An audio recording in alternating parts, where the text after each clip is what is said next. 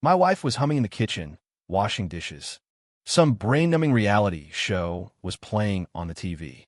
Everything was exactly as it had been every day for the 7 years of our marriage, calm and warm.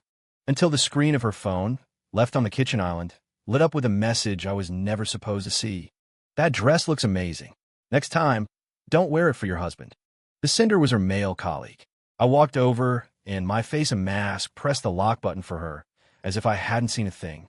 When she finished the dishes, she curled up in my arms, just like always, murmuring playfully, "You're so quiet tonight, honey." I stroked her hair. "Just a little tired," I said, my voice gentle. When the moment her phone lit up, I knew a crack had just split our marriage wide open. We had just finished dinner. She'd rolled up her sleeves and was at the sink, and I was sprawled on the couch, scrolling through pointless trending topics on Twitter. On the TV, a sitcom cast roared with canned laughter. The apartment was filled with its usual warm, quiet hum. This was the rhythm we had settled into over the years. She was the one who did the dishes, and I was the one who zoned out on the couch. We had an understanding, each leaving the other to their own space. Her phone was sitting on the granite island that separated the kitchen from the living room. Suddenly, the screen flashed on. It was an iMessage notification. I only meant to glance at it, but in that instant, the world went silent. The background noise from the TV seemed to fade into a distant buzz. 2 lines of text hovered on the screen. "Still coming over tonight? That dress looks amazing. Next time, don't wear it for your husband." It was like a shard of ice driving straight through my eye and into my brain. A sudden, deep chill washed over me.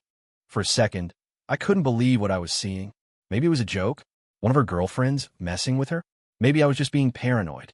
But a cold, undeniable intuition rose in my gut. This wasn't a misunderstanding. This was the smoking gun. I walked over to the island, slowly approaching the familiar iPhone. The screen was still glowing, the light faint, but the words burned in front of my eyes like a fire. I didn't tap it open. I didn't check the chat history. I just reached out, gently pressed the lock button, and set the phone back down exactly where it was. She was still humming in the kitchen, singing some love song I didn't recognize. The water was running, and her voice was light and happy, just like it had been for years.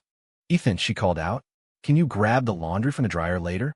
I need to wear that white blazer tomorrow morning."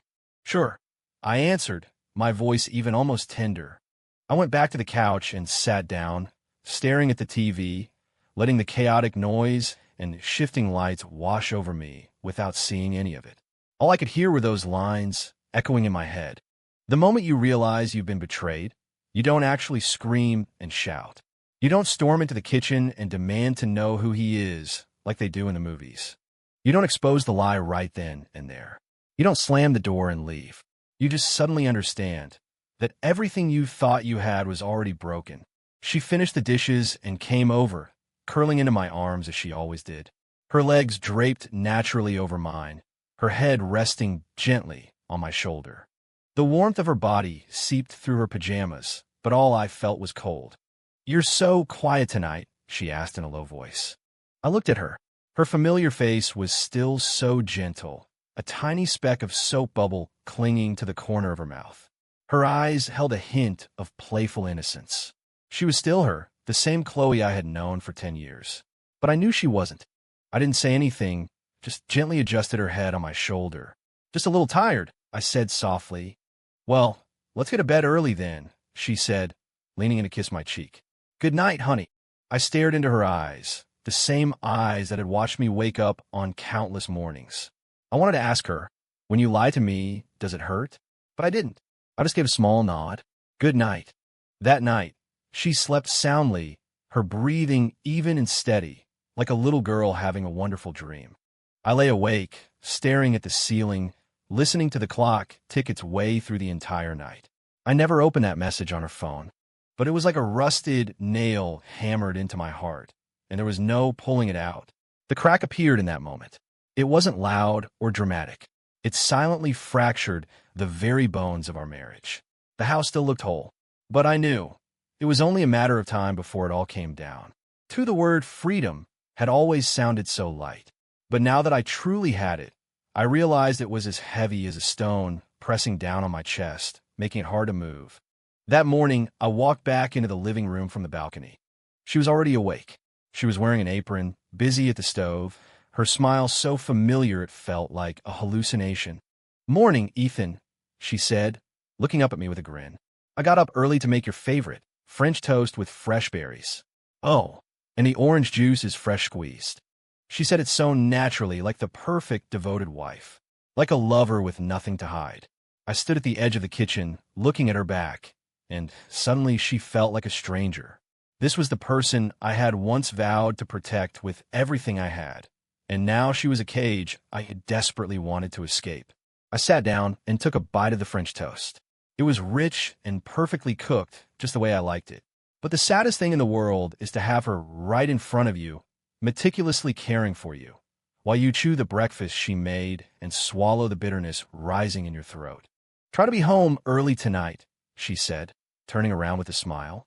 "I got us reservations at that new Italian place we've been wanting to try." "Okay," I nodded.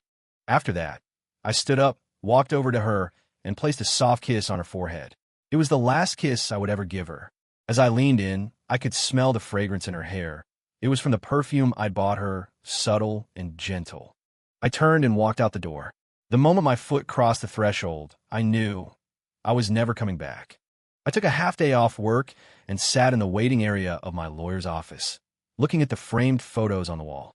On the left, a smiling, newly married couple. On the right, a stock photo of a somber family mediation. I felt like I was floating between those two extremes, being pulled apart, yet my face remained blank. The paralegal handed me the forms.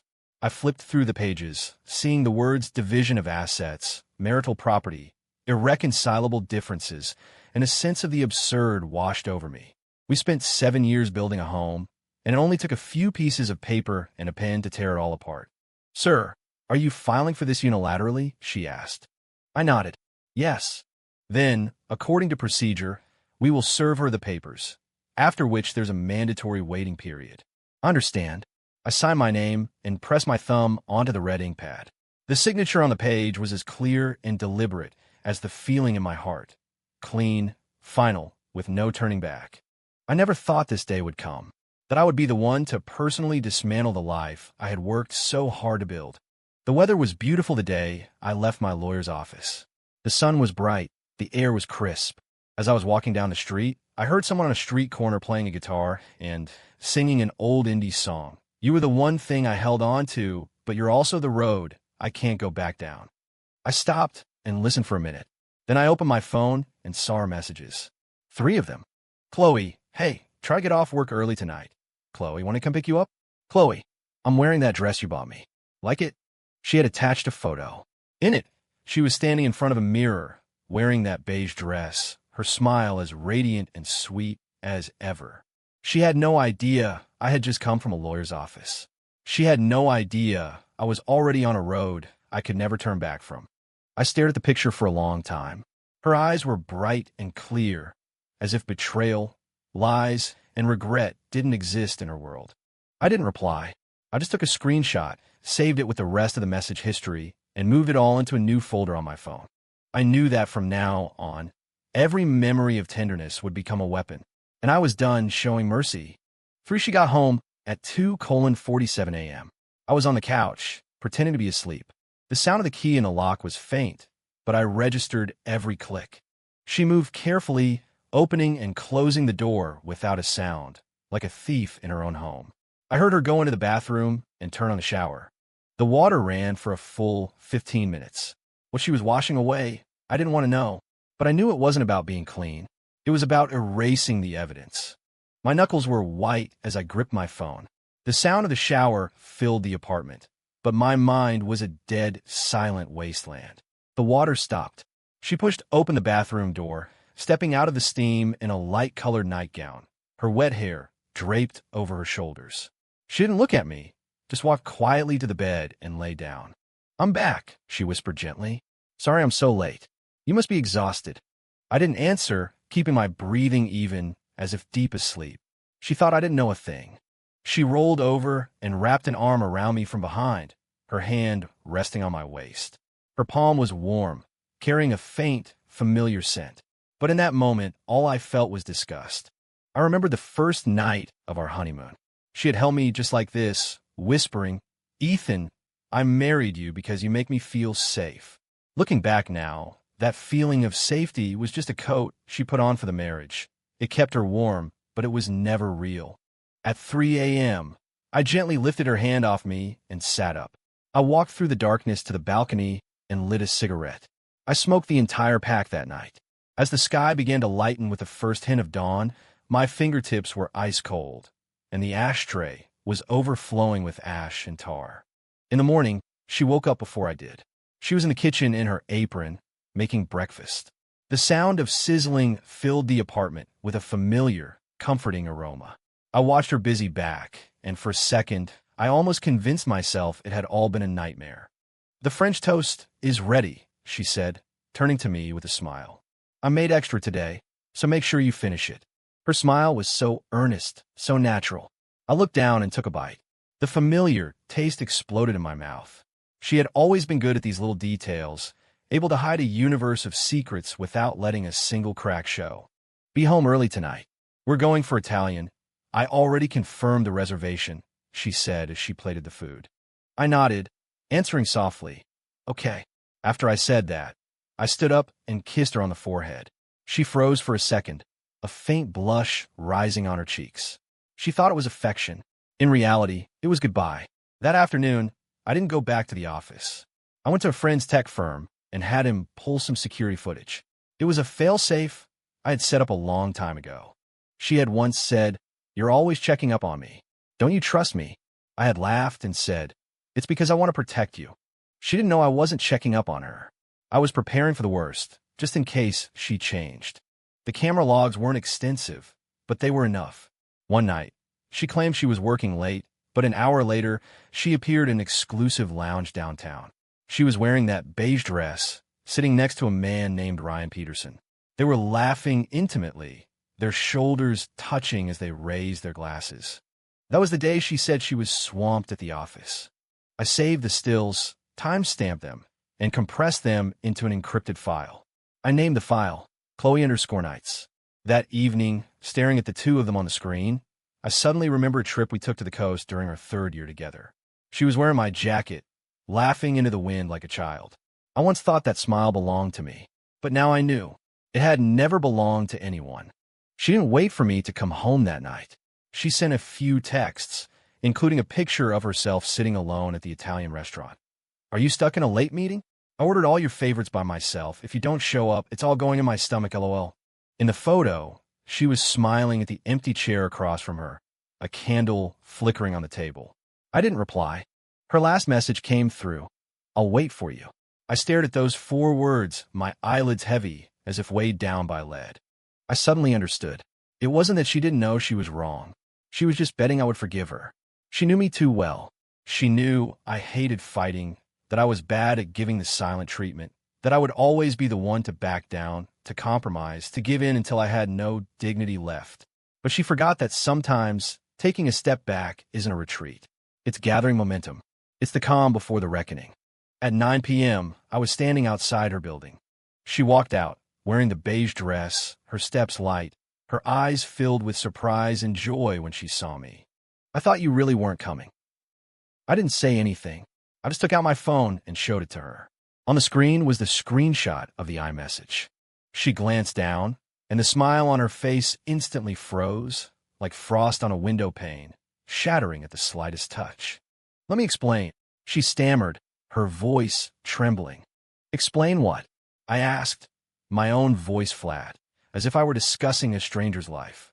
"I was drunk that night. We're just friends. He was just joking around. I swear I didn't." I looked at her, my eyes cold. "You were sitting on his lap." She stared, stunned, for 2 seconds before her face went completely white. "I didn't know he took a picture. I never wanted you to see it. Did you not want me to see it? Or did you not want me to know?" Her mouth opened, but no complete sentence came out. I put my phone away and looked her straight in the eye. "Chloe, let's get a divorce." She jerked her head up, as if I'd slapped her. "What did you just say?" "A divorce." I repeated, each word crystal clear. "I've filed the papers. After the waiting period, we'll no longer be husband and wife." She lunged forward. "No, I don't agree." Ethan, don't do this. You cheated, I said, pushing her away, my tone devoid of any warmth. Don't make me use the evidence. I have to destroy you in court. She stood there, her face ashen, looking like she might collapse at any moment. I didn't cheat. I was just drunk. You wore the dress I bought you, sat on another man's lap, and smiled like you were 18 again, I said with a faint smile. You looked beautiful that night, Chloe. Ethan, she screamed my name, tears blurring her vision. How can you be so cruel? I watched her lose control and suddenly felt a sense of peace. So this is what she looked like when she was truly afraid of losing me. From this day on, I said, turning my back to her, everything you've done, I'm going to settle the score piece by piece. Chloe's breakdown came a week later. For days, I didn't go home or answer her calls. The missed call notifications piled up on my phone, and she sent 38 frantic iMessages. They ranged from apologies to pleas for reconciliation to hysterical, angry tirades. She had exhausted every emotion in her arsenal. Between 2 a.m. and 5 a.m. one night, she called over 20 times. The phone vibrated again and again, a drumbeat of desperation in the darkness. I didn't pick up. I knew she couldn't withstand this level of cold indifference. Sure enough, 3 days later, she started waiting for me outside my building. I was coming home from work when I saw her from a distance. She was sitting on the front steps of the apartment building, wearing a thin white blouse, her knees pulled to her chest and her face buried in her arms. She looked like a lost child. Beside her were 2 cups of coffee, long gone cold. One was a caramel latte, the other an Americano, both my usual orders. I stood on my balcony, looking down at her through the glass. She sat there, motionless. The wind whipped her hair around her pale, numb face. If this had been the old me, my heart would have softened. But now, I just watched coldly, as if observing a silent, one-woman play. She stayed there until dawn, when the building's security guard on his rounds found her and gently convinced her to leave. Her eyes were still fixed on my balcony, her lips moving as if she were whispering something. I didn't make a sound. I didn't go down. She owed me more than one night of tears. Once I was sure she was gone, I opened my laptop and clicked on the encrypted folder. Inside was all the information I had compiled, records of her and Ryan Peterson entering and leaving hotels, screenshots from security footage, abnormal financial flows during a joint project they worked on, and audio clips of her having private dinners with executives from a competitor. I had originally intended to lock these things away with the rest of our memories. Unfortunately, she was the one who refused to leave herself a way out. 3 days later, just as I expected, she began to retaliate. First came the anonymous email to my company's HR department, accusing me of faking my credentials and accepting bribes. The head of our legal department called me immediately. Ethan, we received an anonymous tip. The claims are baseless and easily disproven, but it included some poorly photoshopped pictures of you with another woman. We've traced the IP address, and it appears to originate from an old account registered to your wife. I just smiled. She was finally getting desperate, but her methods were clumsy. She didn't even know how to play the game. I called her. She answered instantly, her voice hoarse. You're finally taking my calls. Chloe, you have 30 minutes to retract every one of those emails, I said calmly. Otherwise, I can't guarantee what will happen to your career. She let out a cold, bitter laugh. You think I'm scared of you? It's not just me you should be scared of. I hung up. Then, I opened a file I had prepared, an email titled, Formal Complaint Regarding Employee Conduct and Potential Compliance Violations. It was addressed to the ethics board at her company. The body of the email contained 5 points. Unprofessional conduct, suggesting personal relationships were leveraged for project resources.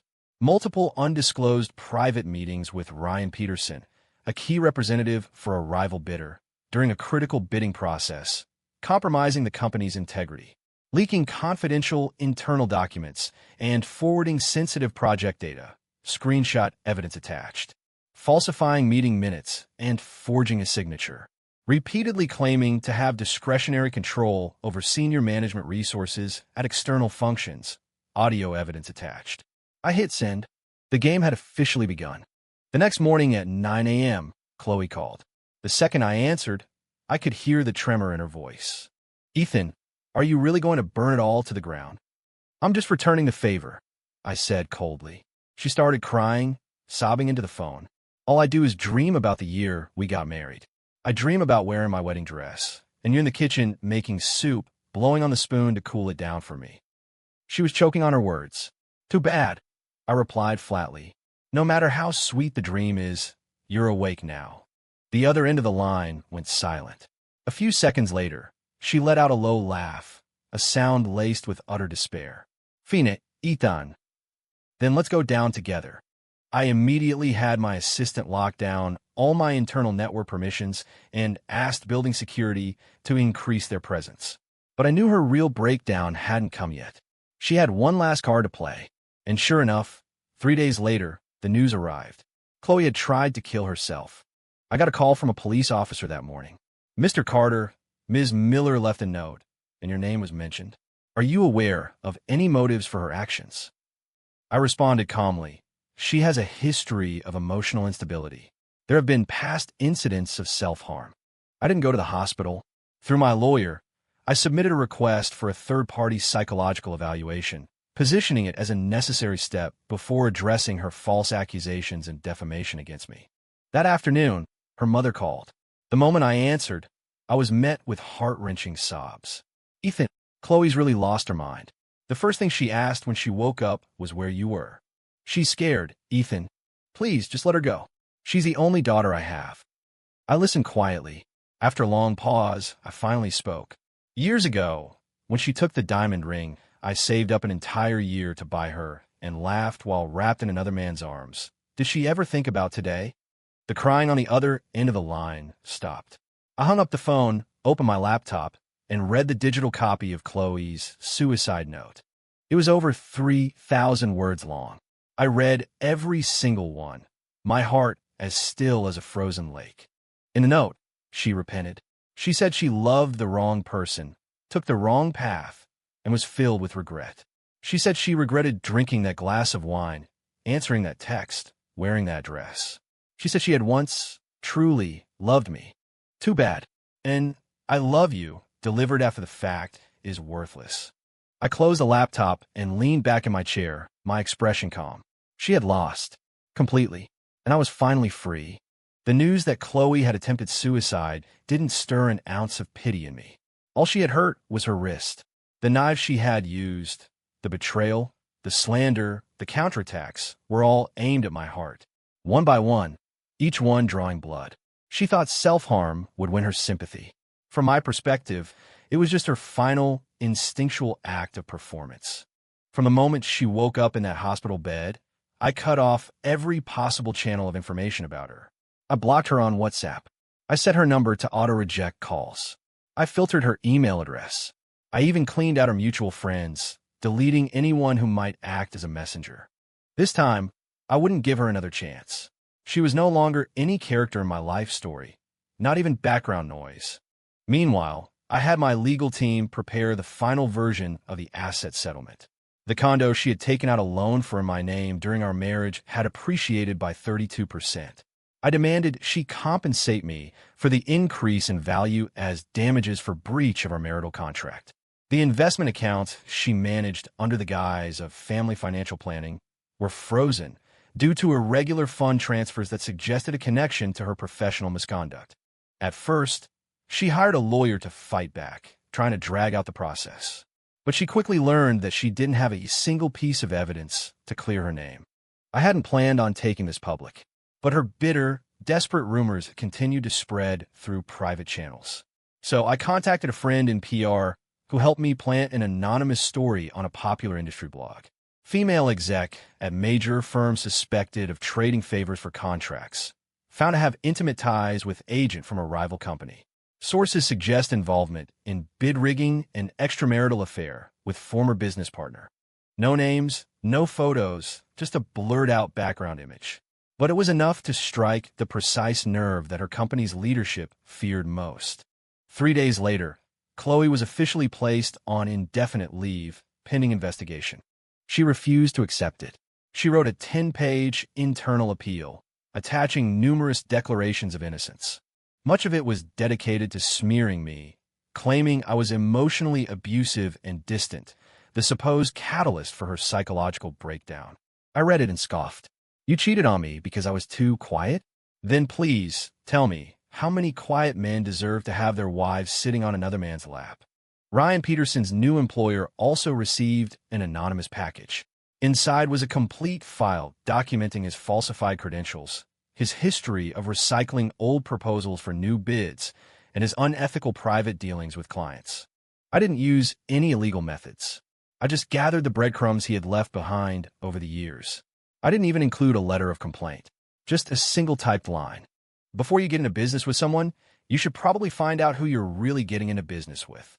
He was fired soon after. From what I heard, he's been blacklisted. The internal credit systems used by firms in his industry now flag him as a high-risk partner. Chloe couldn't reach him anymore.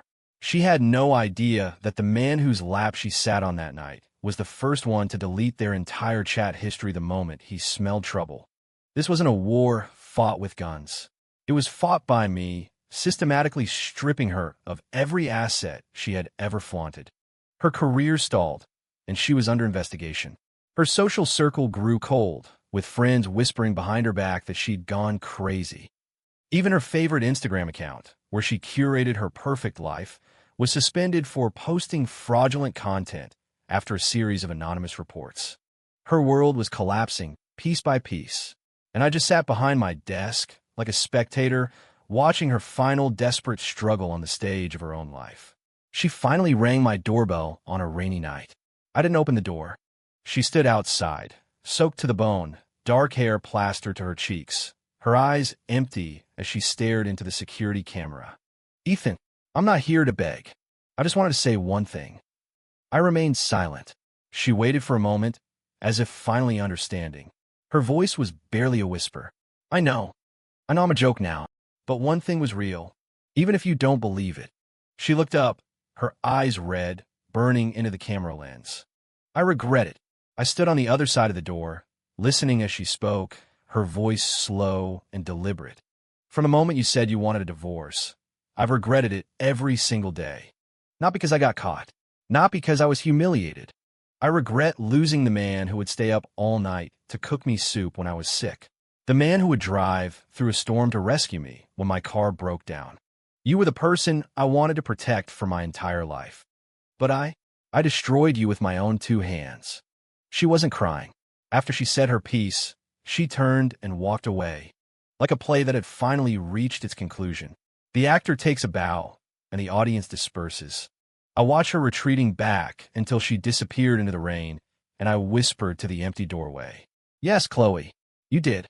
6 many things in this world don't end in a single destructive explosion. They end in a slow collapse. Like water seeping into a foundation, cracks spreading silently, invisibly, until one day, the entire structure gives way. And I had finally walked out of the ruins. After Chloe was discharged from the hospital, she never tried to contact me again. I heard she moved out of the city, quit her job, and deleted all of her social media accounts, as if she had simply evaporated. She became like the wind. Even though you knew she once existed, you could no longer touch her. I didn't bother sifting through the ashes she left behind. She did send one handwritten letter in her familiar script. You were right. The moment I sat on his lap, it was over between us. I lost. Completely. And you won.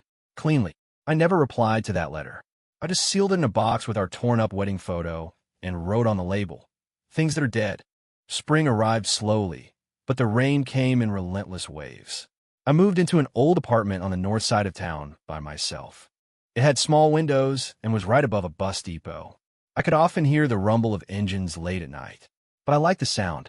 It reminded me that life was still moving forward. I learned how to wake up early again, how to cook for one, how to travel for work alone. My job kept me busy, turning me into a machine, but I welcomed the exhaustion, because only exhaustion would let me close my eyes at night. Sometimes I still saw her in my dreams. She'd be wearing that beige dress, smiling at me, just like the year we first got married, back when she was still Chloe, not the person who would later kill every feeling I had for her. I would wake up and stare at the ceiling for a while. Then I'd roll over, get out of bed, and leave the dream behind. I didn't start dating again right away. It wasn't that I was scared to. I was just too tired. Some wounds you don't avoid on purpose. Your body just instinctively rejects the possibility of them happening again. My friends told me I was crazy. After everything she put you through, why aren't you out there living a new life? I would just smile. I already am. A new life doesn't always mean a new relationship. It's being willing to get up, sweep the floor, wash the windows, and change the locks after everything has been smashed to pieces. It's making a meal for yourself in the quiet aftermath. It's the journey from being part of a pair to being alone, and then from being alone to being whole again. On a sunny afternoon, I was scrolling through my old phone when a memory photo popped up. It was from the year we went to San Diego. She was wearing a straw hat, standing by the ocean, smiling at me as the wind blew through her hair. I stared at the picture for a long time. Then I hit delete. A confirmation popped up on the screen. Delete this photo? This action cannot be undone. I pressed yes. In that moment, I finally knew I was completely over her. Not because it didn't hurt anymore, but because I finally no longer needed to love her and I no longer needed to hate her. True freedom, in this world, isn't the satisfaction you get from revenge. It's being able to look back at your past and say, without a ripple of emotion, I've moved on.